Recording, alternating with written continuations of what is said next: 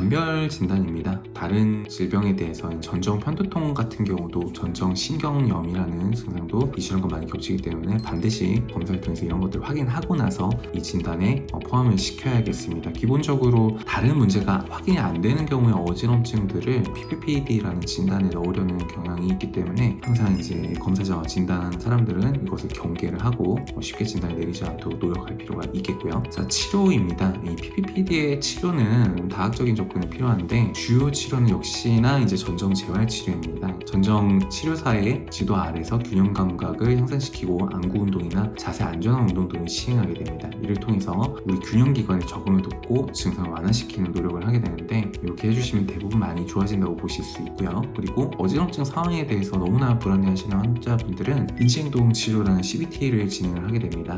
기본적으로 불안이나 사고 패턴을 개선할 수 있도록 여러 가지 행동요법을 교육을 시켜드리는데요. 이로 인한 불안만 잡아줘도 이 질환의 빈도 자체도 줄어들 수 있기 때문에 필요한 경우에는 인지행동 치료를 시행을 하게 됩니다. 그리고 약물 치료로는 어지럼증을 억제를 하거나 심리적인 문제를 조절할 수 있는 약제들 드리게 됩니다. 그리고 생활 습관을 관리를 해주시는 게 좀 중요한데 너무나 이제 긴장된 상태에서 이런 것들이 또 많이 나타날 수가 있기 때문에 요가나 명상, 심호흡 등을 통해서 몸을 항상 이완시켜줄 수 있는 수단들을 확보를 해놓으시는 게 중요하겠고 가벼운 유산소 운동들은 항상 도움이 됩니다. 전정 기능에 자극도 주고 이런 것을 통해서 재활을 또 노려볼 수가 있기 때문에 그런 운동을 통해서 기분을 환기시키는 것도 매우 중요하다고 할 수 있고 어느 정도 가벼운 운동을 하시다 보면 내가 이런 정도의 자극에는 넘어지지 않는다라는 확신이 들면서 스스로의 어지럼증에 대해 불안이 어느 정도 이 질환을 유발을 하기 때문에 그런 부분에 대한 안심도 매우 중요하다고 할 수 있겠습니다. 그리고 만약에 잠을 못 자신다거나 무호흡증 등으로 편안하게 주무시지 못한다면 이런 수면 패턴을 개선하고 무호흡을 해결하는 것을 통해서 전반적인 해결을 좀 도와줄 수가 있겠고요. 그리고 교육이나 이제 지지인데 의료진은 이런 문제들에 대해서 이제 다른 문제가 배제됐으면 확실하게 알려드리고 환자분이 어지럼증에 대해서 불안할 필요가 없다는 걸 가르쳐드리고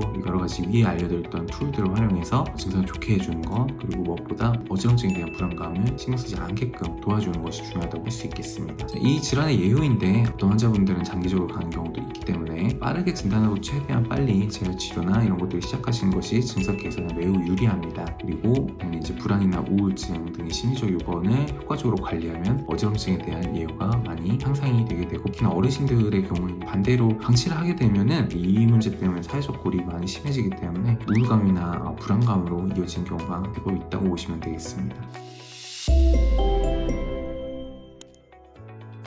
오늘은 PPPD라는 진단에 대해서 이야기를 드렸고요. 대부분 이제 어지럼증 클리닉에서는 이 진단을 내리기 전에 다양한 전정기능 평가를 통해서 실질적인 병변이 다른 것들이 있지 않은지 먼저 배제하는 작업을 거치게 됩니다. 이석증이라거나 전정신경염, 전정 편두통 여러 가지 질환들이 있을 텐데 이런 검사들이 끝나고 나서 진단이 내려지는 만큼 항상 이제 진단하시는 분들은 주의를 좀 요할 필요가 있겠고 어지럼증에 문제가 있으면 이제 검사를 통해서 중요한 문제들이 있지는 않은지 배제를 하는 것이 필요하다고 볼 수가 있겠습니다. 네, 오늘은 PPPD에 대해서 이야기를 드렸고 다음에 또 다른 주제로 찾아뵙도록 하겠습니다. 경청해 주셔서 감사합니다.